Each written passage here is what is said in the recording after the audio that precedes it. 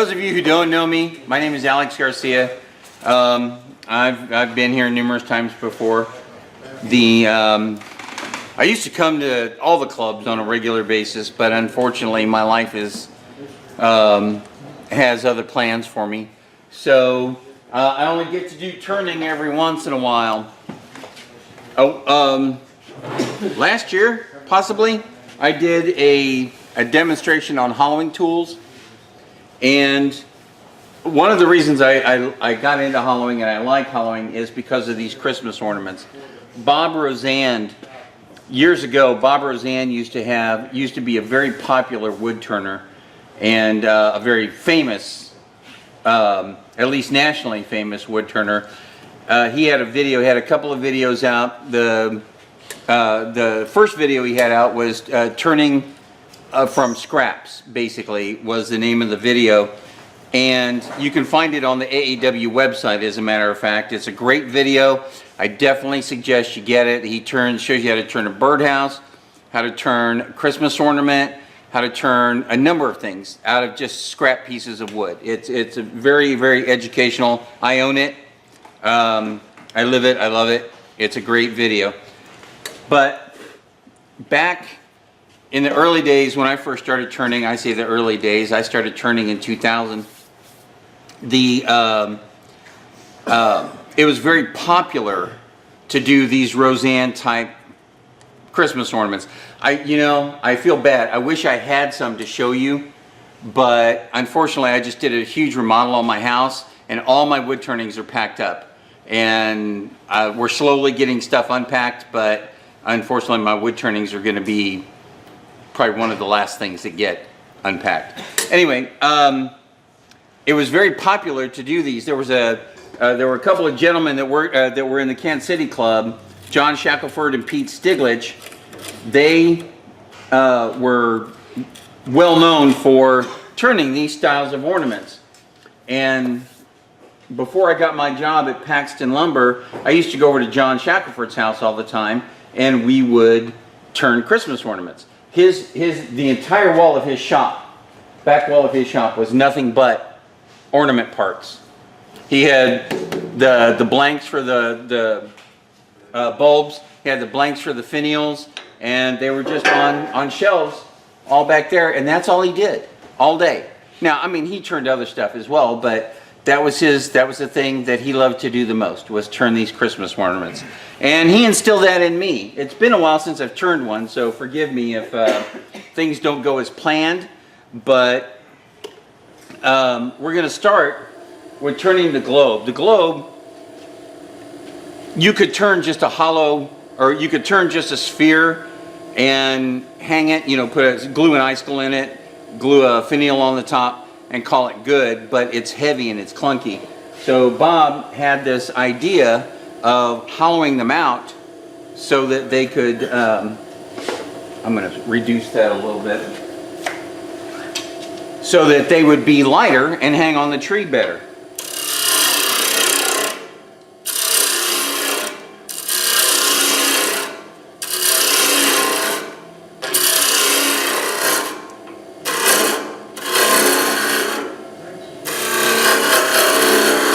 He says to start out with a 3-inch piece of wood. It's all a matter of taste. I've seen round globes. I've seen pancake globes. I've seen, which are, they're still round, but they're kind of flat. And I've seen everything in between. I've seen globes made out of sea urchins. I'm sure you've all seen that.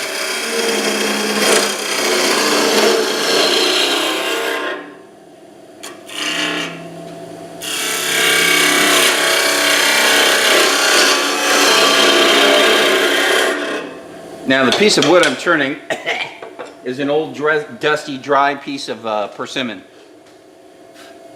Got a lot of bug holes in it,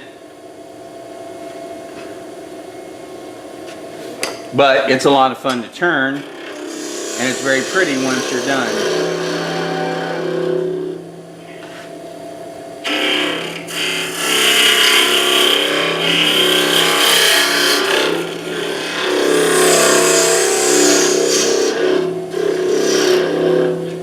You know what? I look at this and it makes me just a little bit crazy.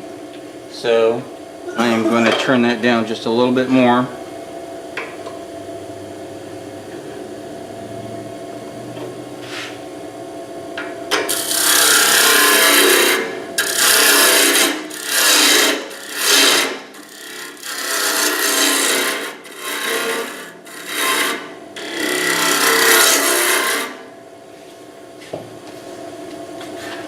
That's better. Alright. And the reason I'm doing this is because the piece of wood that I bought as a finial is only about 1 inch square. So the hardest part of doing these demonstrations is talking while the dust is flying.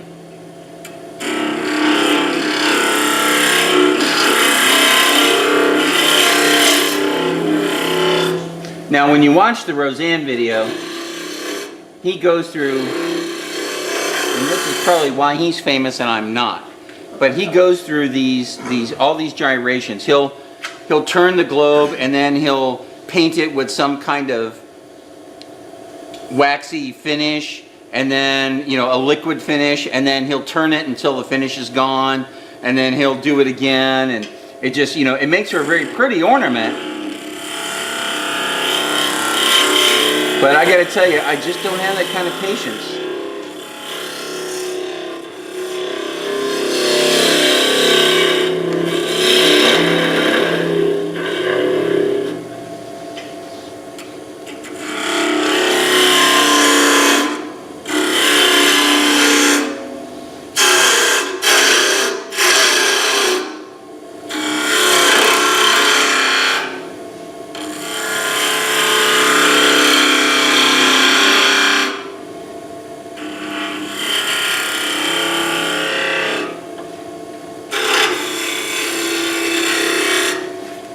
And he'll tell you, you can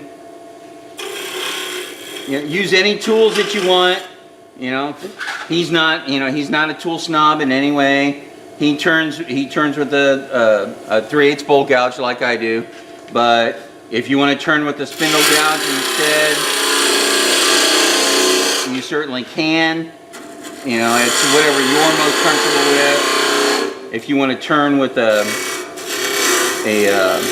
scraper, you could certainly do that. Okay. So initially, what we're going to do is we're going to leave this, you know, roughly shaped, but we're going to leave this bottom pretty thick. You want to leave the bottom thick because through the hollowing process, especially when you're working with a pecky piece of wood like this, you don't want it to pop off from not enough support on the back side. We'll trim all of this down and get everything right. Alright, so the next part of this process is to hollow it. And again, you know, I've used there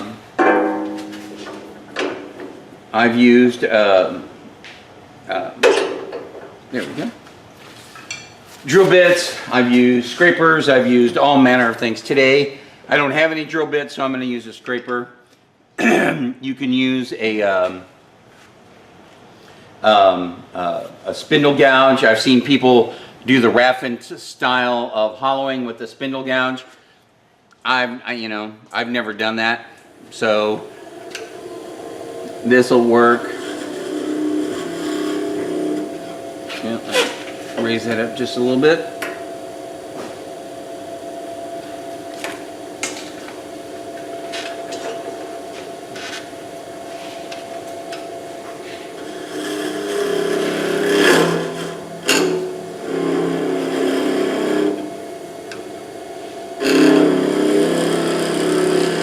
Okay, well that's not going to work. And wood's too hard for that. So let's try the spindle gouge.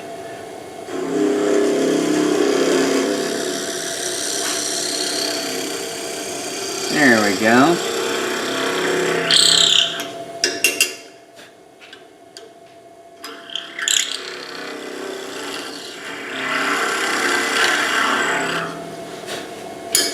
Now, you want to drill a small hole all the way through so that you can start the hollowing process. Now, because this is only 1 inch in diameter, what I'm going to do is I'm going to leave this hole, the bottom hole. This is the bottom of the ornament. This is the top of the ornament. I am going to leave the bottom of the ornament the hole relatively small.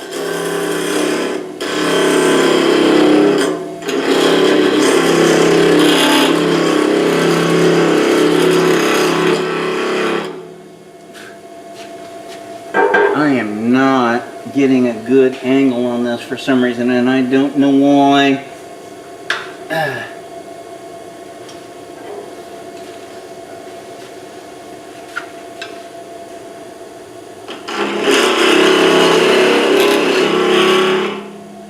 It's because this particular gouge is rather thick, or this scraper is rather thick.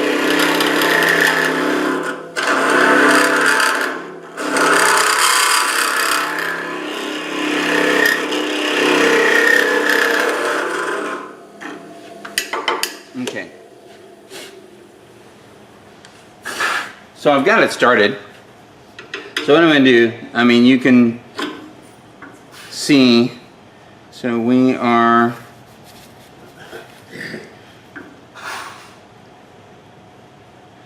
Bob Rosand has a tool for this as well. He's taken a wire cutter, or a wire hanger, and he's cut it and bent it at 90-degree angles so that they're both exactly the same.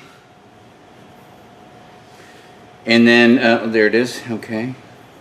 Ouch, damn, that's hot. I do that every single time. So he measures the depth by, once he gets down to as hollow as he wants to be, he measures the thickness of this backside by taking one piece of the hanger and putting it on the backside, and then taking another piece, sliding it in, and the bent angle will show you the thickness of the backside of that. All right, let's see.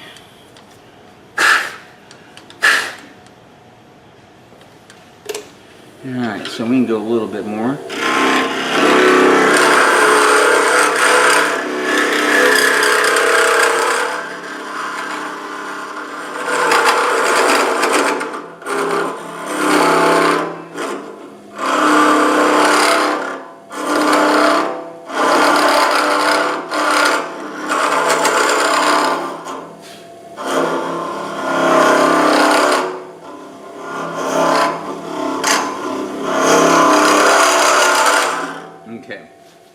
So now I'm at full depth, at the full depth that I want to be. So one of the things that Bob shows you in the video, and I showed you this when we were doing the hollowing tool demonstration, he shows you how to make this. All he's done is taken a piece of square key stock and he silver soldered a piece of high-speed steel excuse me, onto the edge of it, or onto the end of it, at an angle. And I think the angle is about 40 degrees. I'm not sure. It says in the video what angle it should be. But, and then you just round over the tip like you would any other scraper. And that's how he makes that. Now, one of the very first sets of hollowing tools that I ever bought was the Robert Sorby Mini Hollowing. Oh, okay. So the Robert Sorby Mini Hollowing tool. Now, for this, it's a little big, but this works just as well. This is the short swan neck. I've got a long swan neck, and then I've got a straight tool as well. So these are good tools. They're relatively inexpensive. I think they make a different type of tool now that's got an aluminum handle and all the other stuff. So they're a good set of tools. The very first hollowing I ever did was a piece of honey mesquite with this tool. So it was an experience. But it impressed Danny Moreno, so you know, who am I to complain? All right, so now we're going to start working on hollowing. I'm going to try to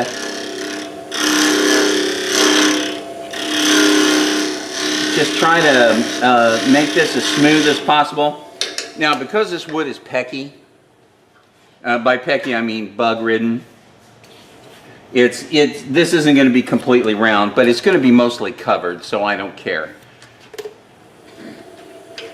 So anyway, you take and you just start.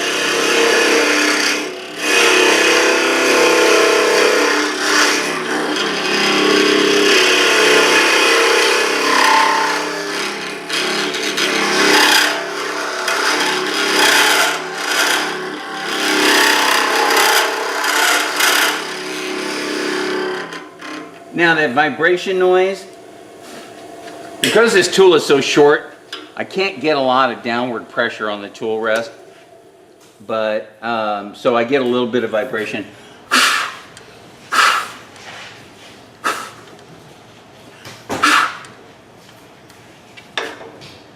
So what I'm going to do is I'm going to change the angle a little bit.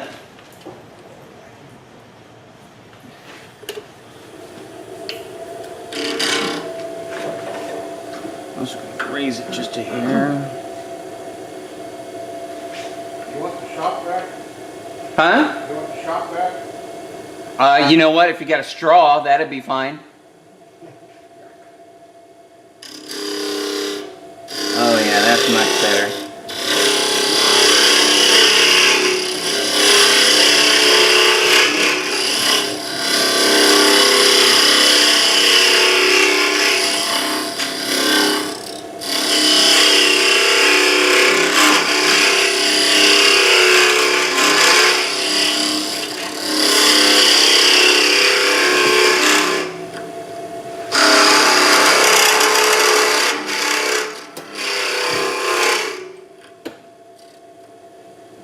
Be careful going in and out with your tool. Okay, so anyway, you just need to be real careful when you're going in.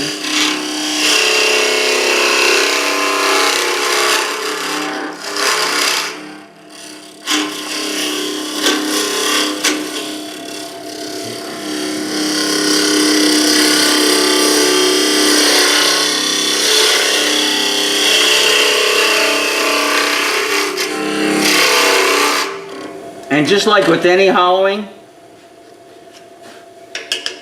you want to work it from the front to the back. Make sure that the front is as thin as you want it before you start moving towards the back, because the more you have support in the back, the more stable and vibration free your cut is going to be. Alex, I've never done any hollowing. How do you tell how close to the outside you're getting? Magic. Experience, huh? I know that they have a tool you can measure, but that's after the fact. Yeah, this is probably a little big, but let's see what we can do here. Now see, this is right here is still about maybe 3/8 of an inch thick. So I still have a long way to go. Oh, thank you. Now this helps a lot too, because I may have been measuring shavings as well. Always inhale before you put the straw in your mouth. If you're going to do this. I have a compressor. I built one of these after seeing your fine machine here. I built one of these for my house, and I have the compressor hook right here. So when I'm doing these types of things, I just grab it, and I'm done.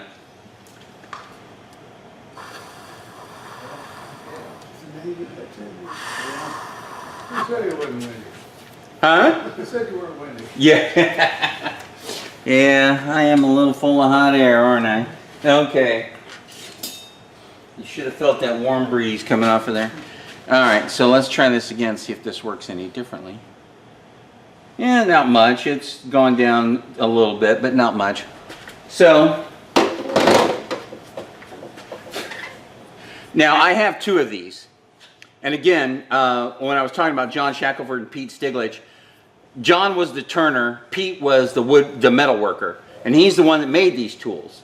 And it was an honor to own one. John would turn the handle, Pete would make the tool. I have one that is this 5/8 length, and then I have another one that's a 1/2 inch length. And usually I would bring that one, but I couldn't find it. So You have trouble with it trying to catch, twist with you with that point stick? you know, that's the thing about this, is because the key stock is flat and the shaft is flat all the way through, you don't have that. With something like this, where you've got the swan neck tool, yeah, the shaft lines up with the tip, but this causes you rotational torque problems. So that's why on these, especially these really small things like this, I prefer using this over this. Because you have to have, on this one, you actually have to scoot the tool rest way back here, and then you've actually only got, although you've got some depth, you've only got 2 inches, 2.5 inches of play.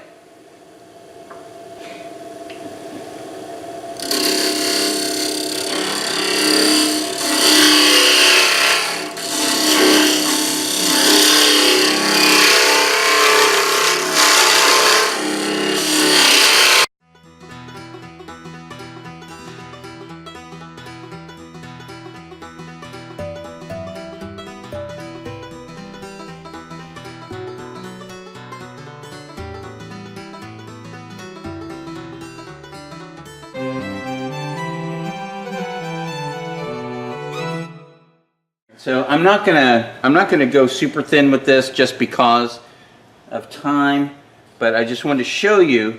Now what I'll do, since this is so pecky, what I'll do is I'll take this home and I'll take a like a needle tool of some sort and clean out all the bug trails. So let's go ahead and start working on the back side a little bit.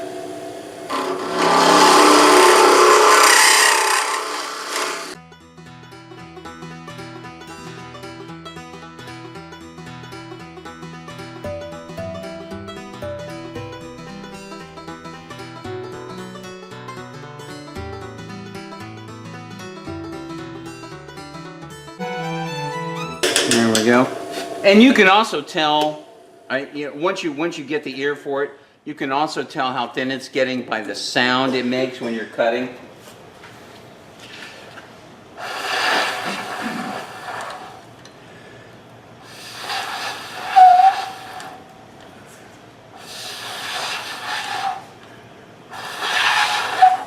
There's a lot in there. Okay. Is that a piece of the ebony axe, or is that a hole coming in the backside of that? Huh? Is that a hole, or is that a piece of the ebony? What, right there? Yeah. That's the black from the ebony. Okay. For those of you that didn't know, persimmon is the only Native American species that is a member of the ebony family. That's why it makes such good golf clubs. It's hard. Okay, so if I look at this now, I put that in there like that. So yeah, I'm right at where the edge of this cut is where the bottom of the thing is. So now I will go ahead and, yeah, what do I do? I'm going to use this.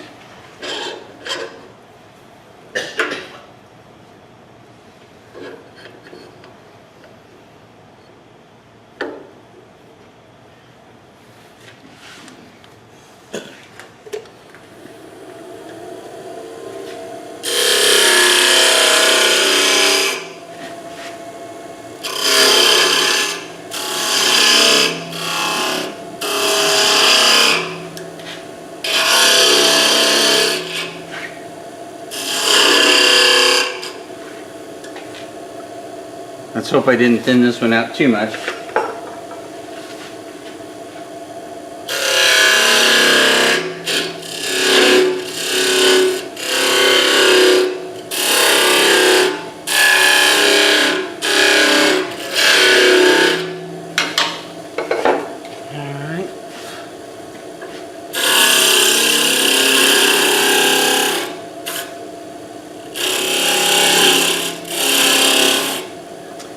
actually, because I'm afraid I did thin it out too much at the top, I'm giving it a little shape at the top, and that's perfectly fine. You can do that. It doesn't have to be perfectly round. I know traditional Christmas ornaments are exactly that, but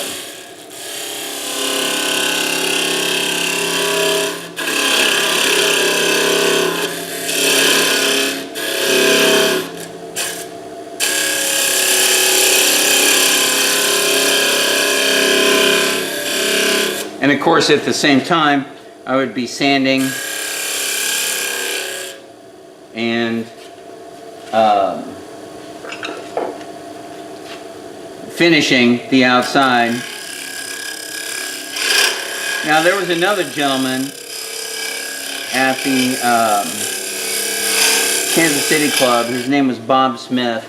His wife was an excellent artist. And what he would do is he would take maple or birch or holly, and he would make these out of those materials, these globes, and then she would paint the most beautiful scenes, Christmas scenes, on them. I think I saw one of those going in the auction for $425. Yep.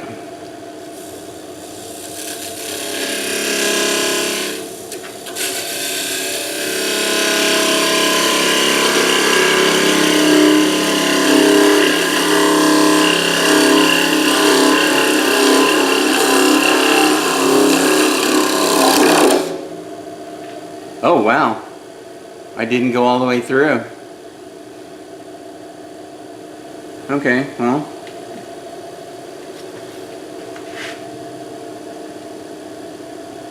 We will remedy that forthwith. Got some drill bits in the drawer.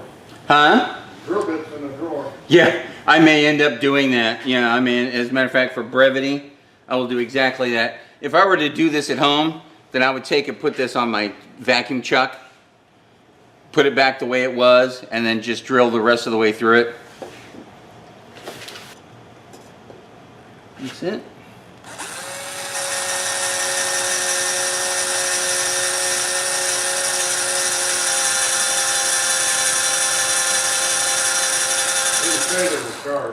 Huh? Yeah, really. It is going forward, isn't it? Okay. Yeah, it's going. It's just taking a while. Ebony, or, you know, persimmon is a hard wood.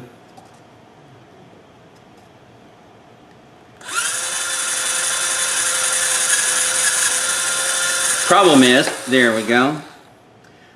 I don't want to bounce it against this because I don't want to break that. So, all right.